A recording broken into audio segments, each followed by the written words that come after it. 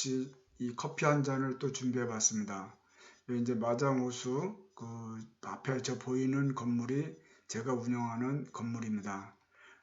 이 커피 한 잔 마시면서 원래는 이제 이 사진과 함께 그 김동규가 부르는 10월의 어느 멋진 날에는 노래를 같이 여기다 깔아드리려고 했는데 그게 잘 제가 안 되네요.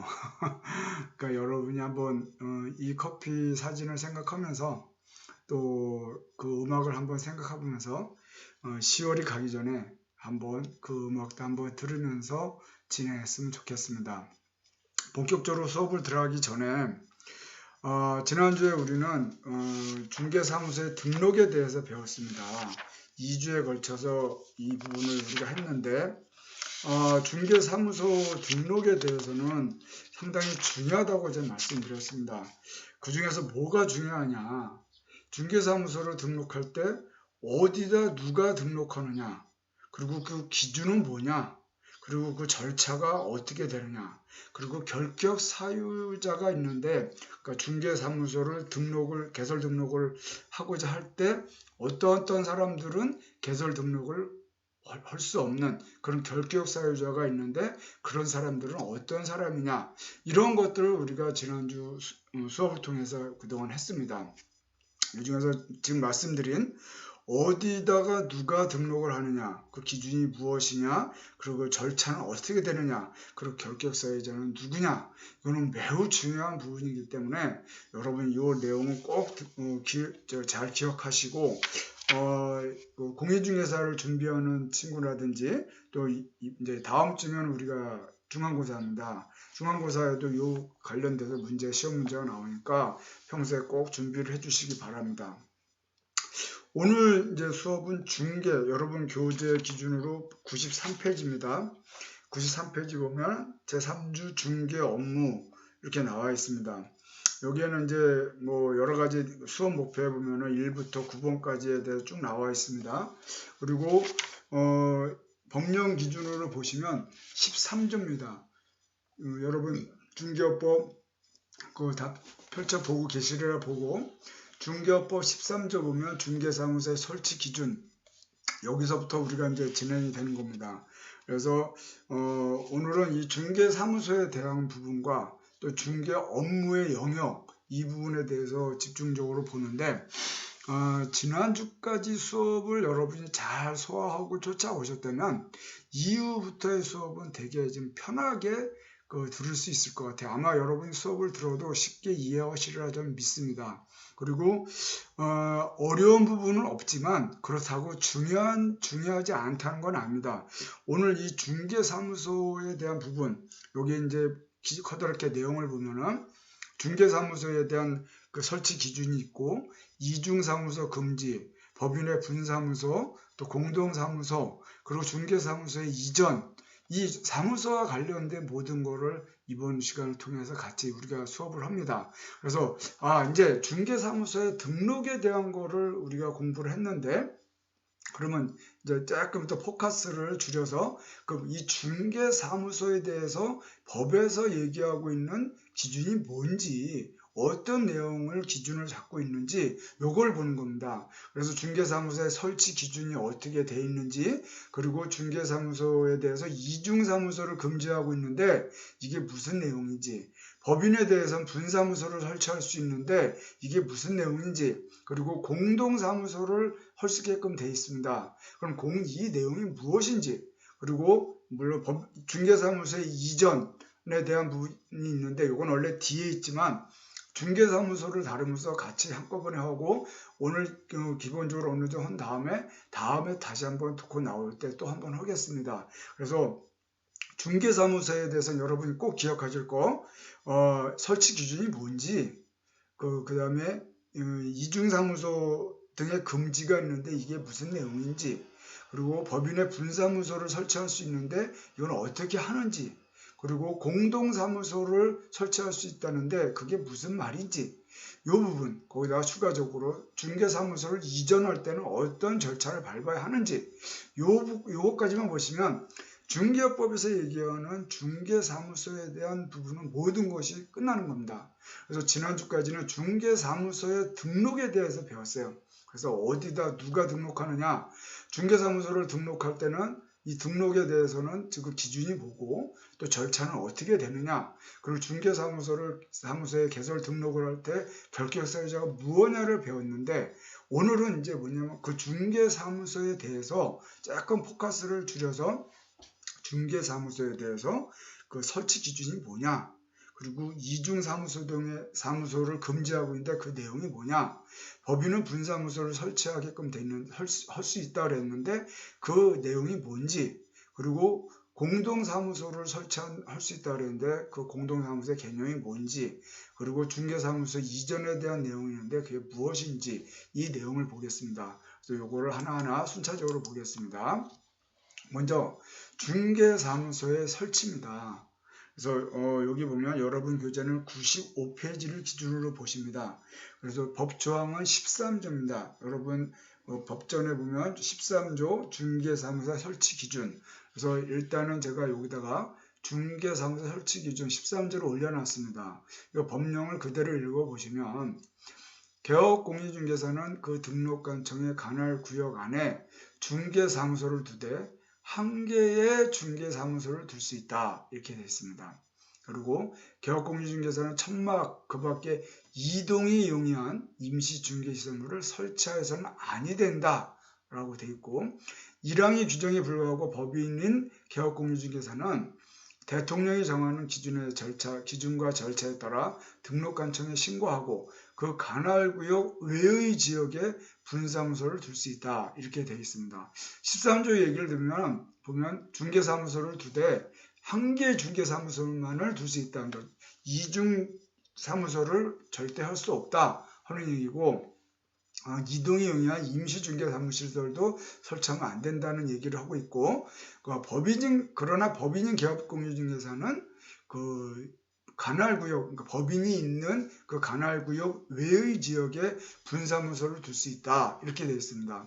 그러면 법인의 분사무소도 역시 관할구역 안에서는 하나, 분사무소가 있는 지역에서는 하나밖에 안 되고, 관할구역 밖에는 뭐 얼마든지 그 분사무소를 처리할 수 있는데, 지금 13조의 내용을 보면은 두 가지를 볼 수 있죠.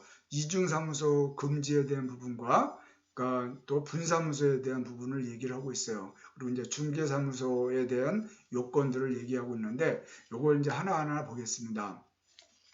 중개사무소 요건입니다. 현행 공인중개사법은 사무소에 대한 그 각종 규제가 다 폐지되고 중개사무소의 층수나 설치 기준, 면적에 제한이 없습니다. 과거에는 이 면적에 대한 제한이 있었습니다. 그래서 설치 기준에 대한 제한이 있었는데 지금 이 부분이 다 없어졌습니다. 그리고 소유권 보존 등기가 난 건물임을 요하지 않으나 적법한 건물임을 요함으로 사용 승인이 있는 건물이어야 한다는 겁니다. 그러니까 굳이 꼭 소유권 보존 등기가 나지는 않았어도 적법한 건물에 적법한 용도의 건물이어야 된다고 말씀드렸죠. 그래서 이제 그런 부분에 대한 기준을 잡을 수 있는 게 사용 승인인데, 사용 승인이 뭐냐면 결론적으로 건물 준공이 난 그 건물이어야 된다, 그 얘기입니다. 사용 승인이라는 말과 건물 준공 허가가 난 그 건물 같은 얘기입니다. 그래서 준공 허가가 난 건물이어야 된다, 이 개념으로 보시면 될 것 같고, 다른 법령에 저촉되지 않은 한 중개사무소를 중개업 외의 영업에도 겸용할 수 있다, 이렇게 되는데, 이게 무슨 말이냐면 중개사무소를 하면서도 여기에 뭐 조그만 소매점이라든지 뭐 음식점이라든지 이런 부분, 음식점에 대해서 이 음식점을 영업을 허가받을 수 있는 이 다른 법령에 저촉되지 않는 이라는 말이 뭐냐면, 음식점도 휴게 음식점이 있고 일반 음식점이 있죠. 일반 음식점이 들어갈 수 있는 용도 지역이 있고 휴게 음식점이 들어갈 수 있는 용도 지역이 틀립니다. 중개사무소는 휴게 음식점이 설치할 수 있는 것도 가능하고 일반 음식점이 설치할 수 있는 것도 가능한데, 휴게 음식점과 일반 음식점의 차이는 용도 지역에 따라서 설치할 수 있는 지역의 차이가 있습니다. 그래서 다른 법령에 접촉되지 않는 한 그 현재 중개업을 하는 그 장소에서 다른 법에 그런 다른 업을 해도 문제가 되지 않는 상에서는 경업을 할 수 있다 하는 부분으로 되어 있습니다. 그래서 중개사무소 요건은 요 정도만 여러분이 보시면 될 것 같고, 그 내용이 95페이지 중개사무소 1번에 나와 있는 요건입니다. 이중사무소의 금지인데, 아까 법령에서도 이제 우리가 보았듯이 한 개의 중개사무소만을 둘 수 있다. 13조 1항에 그렇게 돼 있죠. 그래서 중개사무소는 하나를 둘 수는 있는데 두 개 이상, 두 개 부분을 할 수가 없는 거예요. 그러니까 이중사무소를 못하게 하는 거죠. 그러니까 관할구역 안에 중개사무소를 두되 한 개의 중개사무소를 둘 수 있다. 그럼 그 관할구역 밖에 다른 그 중개사무소를 둘 수 있는 거 아닙니까? 라고 질문할 수 있지만 그것도 안 됩니다. 그러니까는 개업공유중개사죠. 여기서 말씀드린 개업공유중개사. 개업공유중개사가 뭐예요? 공유중개사 자격증을 따고 자기가 중개사무소를 개설한 사장, 그죠? 그 개인 그 공유중개사, 뒤에 이제 법인에 대해서 나오지만 개인 공유중개사, 개업공유중개사는 그 하나의 중개사무소만 둘 수 있지, 관할구역을 바꿔서 여기 하나 두고 다른 구역에 또 하나 두고 또 지방에다 또 하나 두고 이렇게 할 수 없다는 거예요. 그러니까 개업공유중개사는 무조건 한 개의 중개사무소만을 둘 수 있다. 이렇게 지금 규정되어 있습니다. 하지만 법인인 경우에는 법인은 개업공유중개사, 법인이죠. 그 주사무소가 있는 그 주사무소와 분사무소 얘기 나오는데 그게 무슨 말이냐면 법인은 본점이 있고 지점이 있겠죠. 우리가 흔히 얘기하는 법인 본점이 있고 지점이 있듯이 법인은 그 개업공유중개사는 주사무소와 분사무소의 개념으로 두고 있습니다. 그러니까 주사무소는 본점이라고 생각하시면 되고 분사무소는 지점이라고 둘 수 있어요. 그럼 법인이다 보니까 본점 주사무소가 있으면 또 사업이 잘 돼서 분사무소 지사를 둘 수도 있겠죠. 그래서 이제 이 지사를 두는데 관할구역 외에요. 관할구역 외에 분사무소를 둘 수 있다. 그래서 요거는 이제 법인의 분사무소에 다시 한번 설명을 드리겠습니다. 그래서 중요한 건 개업공유중개사는 그 중개사무소를 하나를 두는 관할구역 안에 중개사무소인데 한 개의 중개사무소만을 둘 수 있다. 요게 매우 중요한 부분입니다. 그리고 이를 위반할 때는 개설 등록을 취소할 수 있습니다. 그리고 행정형별로 1년 이하의 징역, 1,000만 원 이하의 벌금을 처해질 수도 있습니다. 다음 법인의 분사무소 설치입니다. 이제 아까 이제 말씀드린 13조 3항에 법인은 개업공유중개사에서는 대통령이 정하는 기준과 절차에 따라 등록관청에 신고하고 그 관할구역 외의 지역에 분사무소를 둘 수 있다고 되어 있습니다. 그리고 시행령 15조에 분사무소의 설치에 대한 세부적인 내용이 전체로 쭉 나옵니다.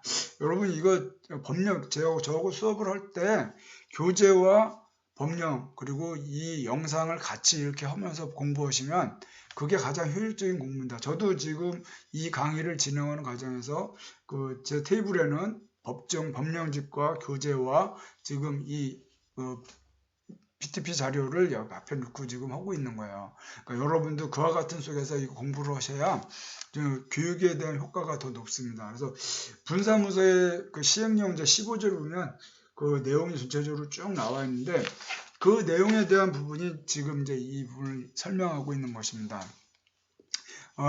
교재를 기준으로 보면은 96페이지입니다. 법인의 분사무소 설치에 대한 부분. 그래서 설치 요건을 보면 법인인 개업공유중개사의 분사무소는 주된 사무소의 소재지가 속한 시군구를 제외한 시군구별로 설치하되 시군구별로 한 개소를 초과할 수 없다. 이렇게 되어 있어요.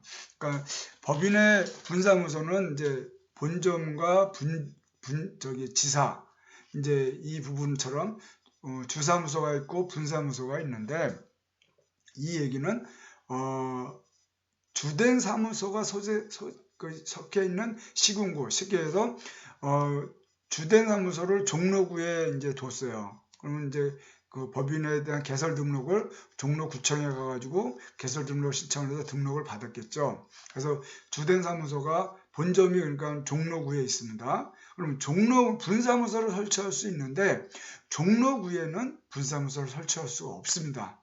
종로구를 제외한 강남구라든지 은평구라든지 뭐 저기 다른 고양시라든지 또 뭐 부산이라든지 다른 지역에 얼마든지 할 수는 있는데 주된 사무소가 속해져 있는 그 시군구에는 설치가 안 되고 또 다른 지역에도 얼마든지 설치가 있는데 하나의 분사무소가 설치되어 있는 시군구에는 한 개밖에 설치가 안 되는 거예요.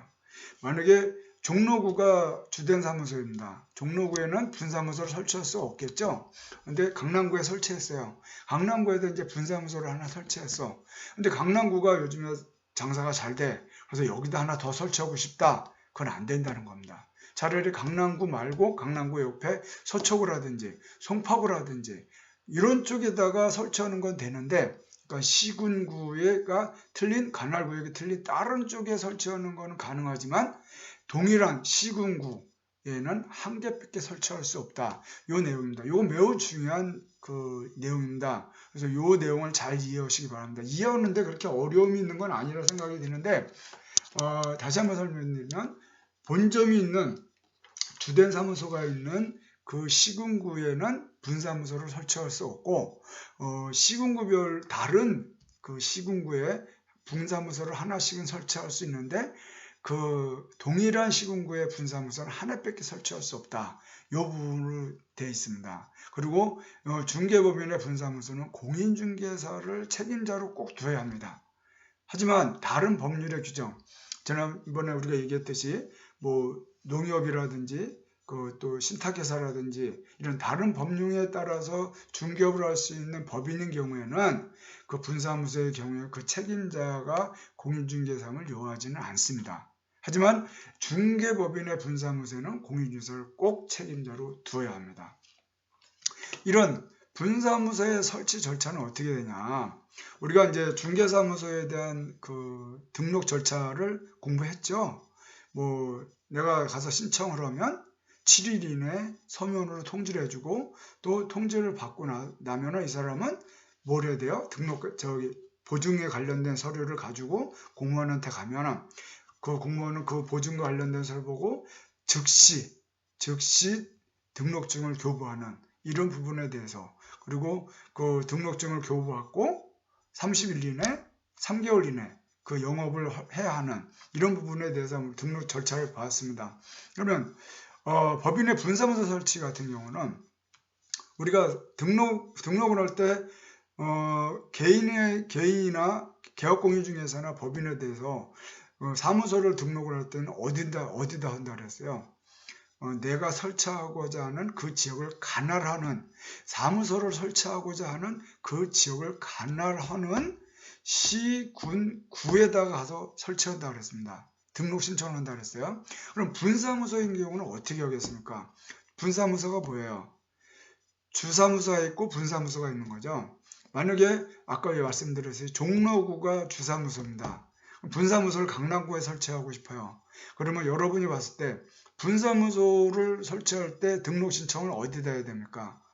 우리 이 기준으로 앞에서 배운 거 보면은 분사무소 설치는 어디다? 사무소가 강남구니까 강남구를 가야 하는 게 맞다고 생각이 될 수도 있는데 그게 아닙니다. 법인인 경우는 주된 사무소를 관할하는 그 등록관청에 가서 신청을 하는 겁니다. 종로구에 주사무소가 있고 강남구에 분사무소를 설치하고 싶은데 앞에서 배운 내용대로 보면은 내가 사무소를 설치하고자 하는 그 관할하는 그 지역의 등록관청에 설치하라고 했으니까 분사무소 설치도 강남구에 가서 해야 되는 게 아니냐? 이게 아니고 법인인 경우에는 강남구에다가 내가 분사무소 설치하고 싶어도 주사무소를 관할하는 종로구청에 가서 그 모든 서류를 가지고 가서 신청을 하는 겁니다. 이 내용 매우 중요한 얘기입니다. 이게 이제 공인중개사 시험 문제 지문으로 많이 나오는데 이 부분에 대한 걸 꼭 기억하시고 그리고 분사무소 설치 신고를 받은 등록관청은 그 신고 내용이 적합한 경우에는 분사무소를 설치 신고 필증을 교부하고 지체 없이 여기서 이 내용 지체 없이 그 분사무소 설치 예정 지역을 관할하는 시장군수 구청장에게 이를 통보해야 된다는 겁니다. 무슨 얘기냐면 종로구가 이제 주된 사무소예요. 그러면 이제 강남구에다 분사무소를 설치하고 싶은 사람이 등록관 어디다 신청하냐면 그거를 주사무소를 가는 종로군청에 가서 그 사무소 설치 신고를 등록을 합니다. 그러면 그 주된 사무소를 관할하는 종로구에서 별 문제가 없으면 신고 필증을 교부하고 바로 지체 없이 분사무소 어디 강남구청에다가 그 분사무소 설치 예정지역 관할하는 시장 군수 구청장에게 이를 통보해야 된다는 겁니다. 이 내용도 지문으로 꽤 많이 나오는데 이해하는 데 분명히 어려움이 없다고 봅니다. 그리고 주사무소 등록관청은 분사무소 설치 사실을 다음 달 10일까지 공인중개사협회에 통보해야 된다. 이거는 뭐 우리가 등록하는 부분에 있어서 법인이든 개인이든 이제 이 등록증을 교부하고 나서 그 다음에 바로 협회에다 통보하는 게 아니고 그 다음 달 10일까지 공인중개사협회에 통보한다. 그 내용은 뭐 이미 앞에서 공부했으니까 이 분사무소 설치 사실도 그걸 바로 그 뭐 협회에다 보내는 게 아니고 모아서 다음 달 10일까지 공인중개사협회에 통보한다 하는 부분입니다. 그래서 이건 앞에서 내온 거 똑같은데 중요한 건 분사무소에 대한 그 설치 신고 등록을 어디다 하느냐, 이게 분사무소를 설치하고자 하는 그 지역을 관할하는 시군구가 아니고 주사무소를 관할하는 등록관청에 서류를 제출한다는 내용과 또 이 사무소 신고 필증을 교부하고 이 등록관청이 그 주된 사무소의 그 등록관청은 그 신고 필증을 교부하고 지체 없이 그 분사무소 설치 예정 지역을 관할하는 시장 군수 구청장에게 이를 통보해야 된다는 얘기입니다. 이 내용 매우 중요한 내용이니까 꼭 기억하시고, 기억하는데 그렇게 또 이해하는데 어려움이 있어야 생각하지는 않습니다. 그리고 이걸 내용이 중요한 거 꼭 기억하세요. 공동사무소입니다. 여러분 교재 부분은 97페이지에 나와 있는 부분인데 이 개업공인중개사는 그 업무의 효율적인 수행을 위하여 다른 개업공인중개사의 중개사무를 공동으로 사용할 수 있다. 다만 개업공인중개사가 39조 제1항에 따른 업무의 정지 중에 있는 경우로서 대통령으로 정하는 데는 그러하지 아니하다 이렇게 돼 있어요. 그래서 이제 공동사무소를 하는 이유는 운영경비의 절감과 각종 자료 정보를 공유함으로써 중개 업무의 능률을 위한 것입니다. 이게 무슨 얘기냐면 이제 지금은 이제 부동산 경기가 뭐 상당히 상승이다 보니까 공인중개사 사무소가 운영이 잘 돼요.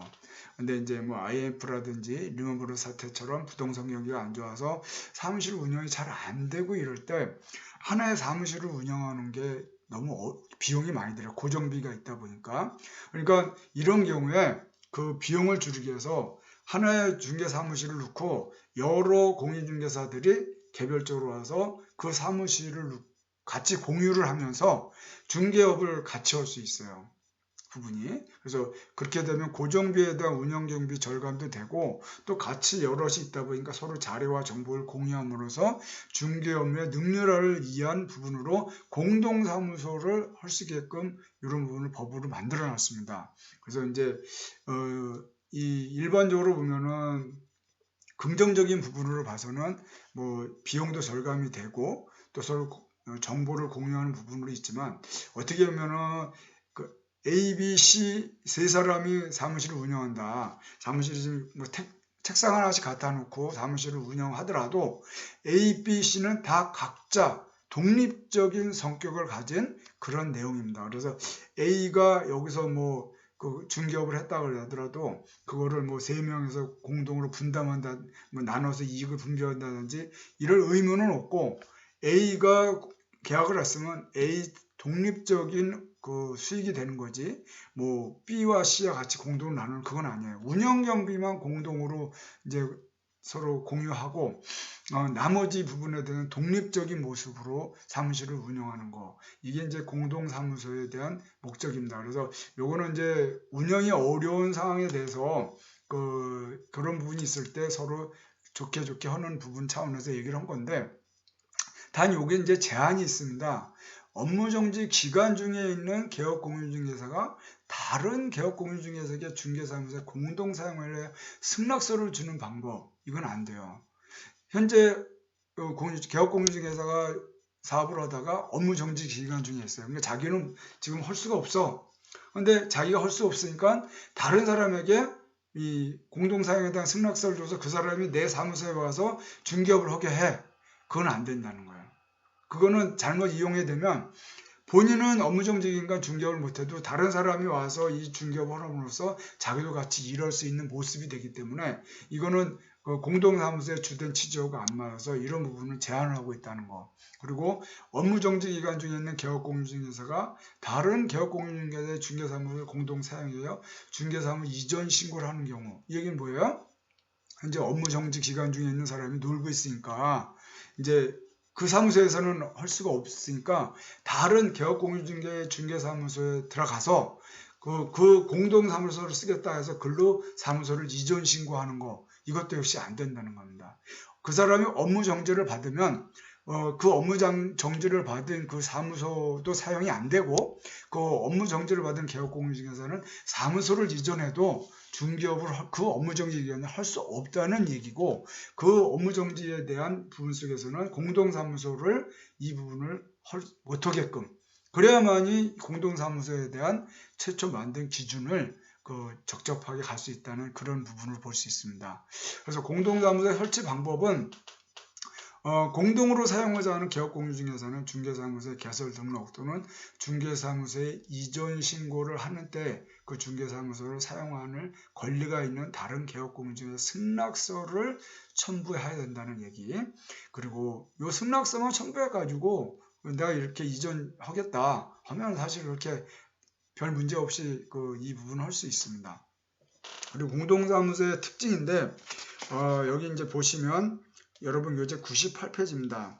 설치의 자율성, 얼마든지 공동사무소를 설치할 수 있고 최소 인원에 대한 제한도 없기 때문에 2인 이상이면 공동사무소 설치는 가능하고 면적에 대한 제한도 없습니다. 그리고 다양한 종별과 지역의 경험, 그러니까 종별이 다른 개업공인중개사가 공동사무소 설치하는 것도 가능합니다. 즉 법인인 개업공인중개사와 개인인 개업공인중개사, 부친 육조에 의한 개업공인중개사가 공동사무소를 설치하는 것도 가능합니다.